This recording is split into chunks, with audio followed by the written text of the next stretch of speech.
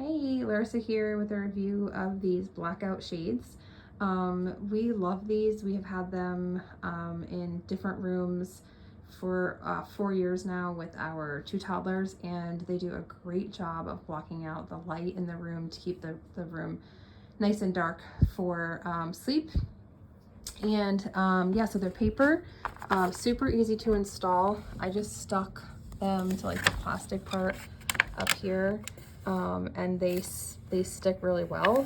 They've never fallen for me. I've replaced them a couple times, because you can see like these have been up for a really long time. I don't even remember the last time I replaced them, and so they eventually start to like lose their like their, you know, springiness, if you will. But besides that, I mean, they just last a really long time.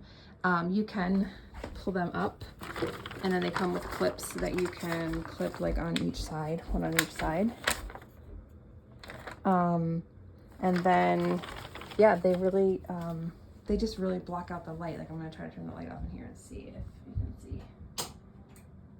Obviously my phone makes it kind of light, but they just really make the room really black, like really dark, especially for being paper. And then when you need to remove them though, I've never had any issues with them leaving any kind of residue or anything.